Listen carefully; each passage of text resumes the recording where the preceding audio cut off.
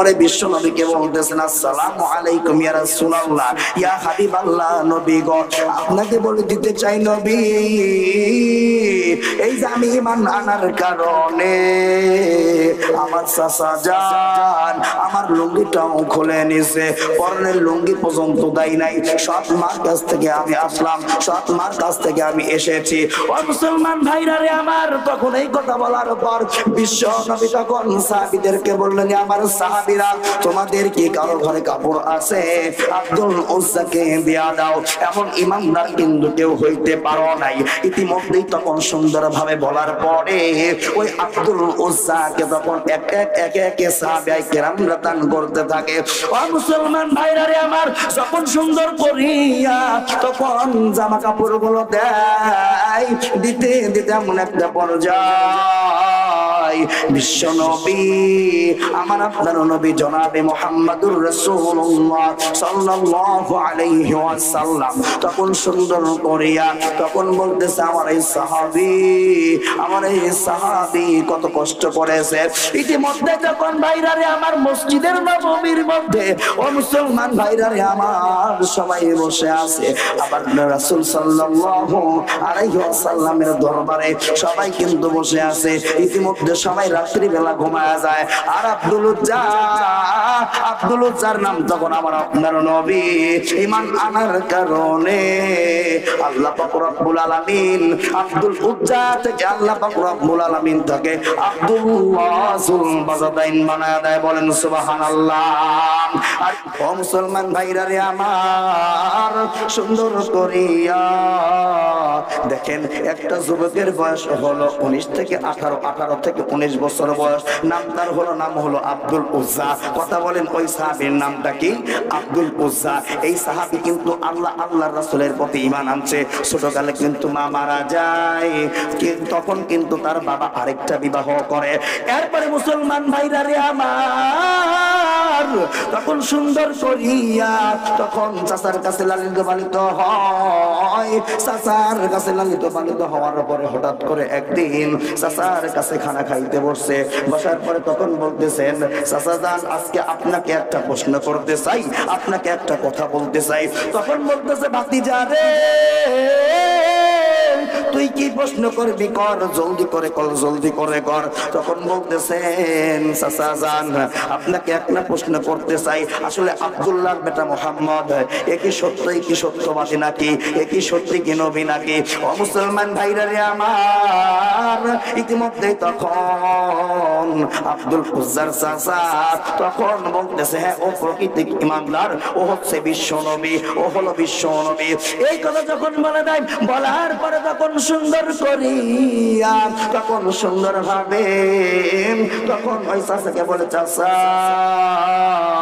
এই যে আপনি যে সুন্দর করিয়া আপনি বলে দিয়েছেন যে আব্দুল্লাহর বেটা মুহাম্মদ সত্য ইমানদার, তাহলে ওর প্রতি আমি কালেমা পড়ে আল্লাহর রাসূলের উপর ঈমান এনে ফেললাম। ইতিমধ্যেই তখন আব্দুল উজ্জা নবীর ওই সাহাবী তখন সুন্দর করিয়া তখন চাচাকে বলে, চাচা আপনার কাছ থেকে আমি এখন বিশ্ব নবীর দরবারে আমি এখন চলে যাব।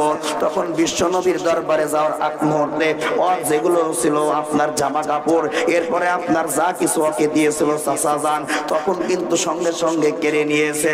ও মুসলমান ভাইরা রে আমার, এই জায়গা থেকে আমার আপনার একটা শিক্ষণীয় বিষয়, আমি আপনি যখন পরিপূর্ণ ইমানদার মুসলমান হতে যাব, আমি আপনি যখন সুন্দরভাবে ইমানদার হতে যাব, আমার আপনারও কিন্তু এমন ভাবে কিন্তু দিন থেকে কিন্তু আমাকে আপনাকেও কিন্তু খারিজ করে দিবে, আমাকে আপনাকে কিন্তু পরীক্ষা দিতে হবে। ইতিমধ্যে এই সাহাবী আব্দুল উজ্জা তখন সুন্দর করিয়া বিশ্ব নবীর দরবারে যাবে, সব কিন্তু নিয়ে নিছে। ইতিমধ্যেই তখন সুন্দর করিয়া ভালো করিয়া একটা পরনে একটা লুঙ্গি ছিল, সেলাইবিহীন লুঙ্গি লুঙ্গি। তখন আব্দুল উজ্জা চাচার কাছ থেকে বিদায় নেওয়ার সময় চাচা বলে, ভাতিজা রে, তুমি যে ঈমান এনেছ, ঈমান আনার কারণে সব কিছু নিয়ে নিছো, তোমার পরনে যে লুঙ্গিটা আছে ওই লুঙ্গিটা আমার কাছে তাড়াতাড়ি দিয়ে যাও। তখন আব্দুল উজ্জা ওই চাচাকে ডাক দিয়া বলে, চাচা যান, আপনাকে বলে দিতে চাই, আপনাকে বলতে চাই, আচ্ছা এই লুঙ্গিটা না নিলে কি হয় না? তখন বলতেছে, না না না, কখনোই হবে না। তখন ওই লুঙ্গিটা খুলিয়া, ও যুবক ভাইরা রে আমার, দেখো 18 বছরের যুবক, 18 বছরের যুবক, তার দেখো লজ্জা স্থানটা কিন্তু ঢেকতে পারলো না। আর আজকে আমার আপনার মাঝে কিন্তু কাপড়ের অভাব নাই, আমার আপনার সুকেশ ভক্তি কাপড়, অথচ ঈমান কিন্তু আমি আপনি আনতে পারি নাই। ইতিমধ্যে মুসলমান ভাইরা রে আমার, আব্দুল উজ্জা তখন সুন্দর করিয়া সৎমার কাছে চলে যায়। সৎমার কাছে যাইয়া তখন বলতেছে, আম্মা গো, ও আম্মা জান, একটু দরজাটা খুলেন, আম্মা জান দরজাটা খুলে দেন। তখন সুন্দর করিয়া দরজাটা খুলে দিল। তখন দেখতে উলঙ্গ অবস্থায় আমার আব্দুল উজ্জা, উলঙ্গ অবস্থায়। ইতিমধ্যেই তখন সুন্দর করিয়া মা আমার ঘরের দরজা আটকায়া দেয়। ইতিমধ্যে আটকায়া দেওয়ার পর, ও মুসলমান ভাইরা রে আমার, দেখো ইমানদার, কেমন ইমানদার ছিল আব্দুল উজ্জা। ইতিমধ্যেই তখন সুন্দর করিয়া যখন এইটা করে দিল, তখন মার কাছে যায় বলে, মা তোমার কাছে কি কোনো কাপড় চোপড় হবে নাকি, তোমার কাছে কোনো কাপড় আছে কিনা? তখন বলতেছে, আব্দুল উজ্জা রে, অবশ্যই রয়েছে, অবশ্যই রয়েছে। তখন বলতেছে, কোন কাপড়? তখন বলতেছে, আমার কাছে একটা কাপড় আছে, তুমি তো জানো তোমার বাবা যখন মারা গেছে আমাকে কিন্তু তেমন কিছু দিয়ে যায় নাই। ইতিমধ্যে আব্দুল উজ্জাকে একটা কম্বল থেকে অর্ধেক কম্বল আব্দুল উজ্জাকে দেয়, এবং আব্দুল উজ্জার অর্ধেক কম্বল, বাকিটুকু যেইটুক থাকে ওইটা মা তখন সঙ্গে সঙ্গে ঘরের ভিতরে নিয়ে চলে যায়। মুসলমান ভাইরা রে আমার, ইতিমধ্যেই তখন সুন্দর করিয়া যখন আব্দুল উজ্জা নবীজির দরবারে রওনা হয়, নবীজির দরবারে রওনা হওয়ার পরে তখন যাইয়া একটা কিনারে দাঁড়ায়া যায়, একটা কিনারে বসে পড়ে। তখন সাহাবীদেরকে ডাক দিয়া নবীজি জিজ্ঞাসা করলো, সাহাবীরা রে, ও আমার সাহাবীরা, এই জায়গায় এমন লোক আছে, আমি তো দেখতে পাচ্ছি ছোট্ট একটি বালক, অর্থাৎ ছোট্ট একটি বাচ্চা, তার বয়স হলো 18 বছর। এই যুবকটা আব্দুল উজ্জা ওই দেখো ওই কিনারে বসিয়া আছে। তখন সুন্দর ভাবে আব্দুল উজ্জাকে ডাক দেওয়া হয়। তখন সুন্দর করে আব্দুল উজ্জা চলে আসে। আসার পরে বিশ্ব নবীকে বলতেছেন, আসসালামু আলাইকুম ইয়া রাসূলুল্লাহ, ইয়া হাবিবাল্লাহ, নবী গো, আপনাকে বলে দিতে চাই নবী, এই যে আমি ঈমান আনার কারণে আমার চাচা জান আমার লুঙ্গিটাও খুলে নিছে, পরনের লুঙ্গি পর্যন্ত দেয় নাই। সৎ মার কাছ থেকে আমি আসলাম, সৎ মার কাছ থেকে আমি এসেছি। ও মুসলমান ভাইরা রে আমার, তখন এই কথা বলার পর বিশ্ব নবী তখন সাহাবীদেরকে বললেন, আমার সাহাবীরা, তোমাদের কি কারো ঘরে কাপড় আছে? আব্দুল উজ্জাকে দেয়া দাও। এমন ইমানদার কিন্তু কেউ হইতে পারো নাই।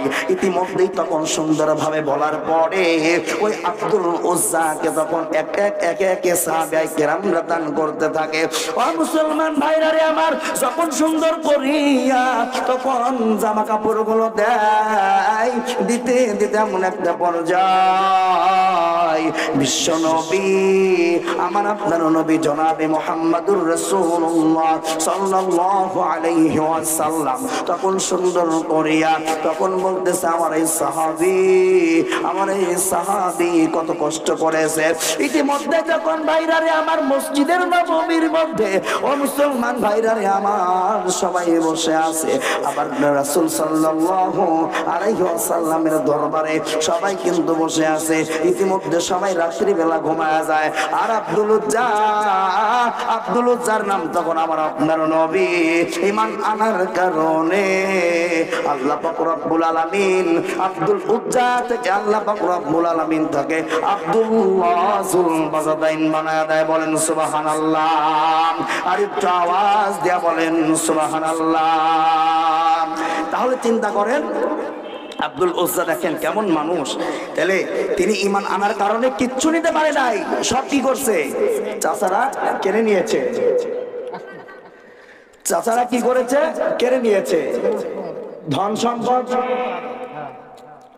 ধন সম্পদও কেড়ে নিয়েছে। তাহলে এবার আমার আপনার বুঝতে হবে, আমি আপনার যদি ঈমান আনি তাহলে আমারও কিন্তু এরকম আমার আপনার কি হবে? বিপদ আসতে পারে। আমার আপনারও যদি এরকম বিপদ আসতে পারে তাহলে বোঝা যাবে যে ওই যে আব্দুল্লাহ জুল বাজাদাইন, তাহলে ওর মতন কিন্তু আমাকে আপনাকে আল্লাহর কাছে পরীক্ষা দিতে হবে।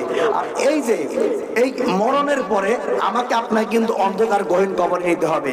তাহলে এই পৃথিবীতে আমি আপনি যখন দুনিয়ার জমিনে চলবো তখন আমার আপনার কর্তব্য হলো আল্লাহর হুকুম এবং আল্লাহ রাসূলের সুন্নতের তরিকায় চলা। কথা বলেন ঠিক না? তাহলে এখন আমি আপনি মুসলমানের পরিচয় দেই, আমি আপনি মুসলমানের পরিচয় দেই, কিন্তু আমি আপনি নামাজ করি না। আমি আপনার সামনে রমজান মাস আসতেছে, ওপেন নিয়ে সবকিছু করি। ও মুসলমান ভাইরা রে আমার আপনার কিন্তু এটা কোনো কাজে আসবে না। এর জন্য কবি বলেছেন মাউতুকা আসিং কুল্লু নাফসিন সারেবু কবর বাইতিন কুল্লু নাফসিন দাখিলু। দেখেন কত সুন্দর করে বলেছে। এই কবরটা এমন একটি ভয়াবহ জায়গা, যেই জায়গায় ঈমানদার ছাড়া বেঈমানের কোনো কি নাই, নিস্তার নাই। বেঈমানের কিন্তু আযাব চলতেই থাকবে। তাহলে আমাকে আপনাকে ঈমান এনে আল্লাহর হুকুম এই পৃথিবীতে দুনিয়ার জমিনে আমাকে আপনাকে মানতে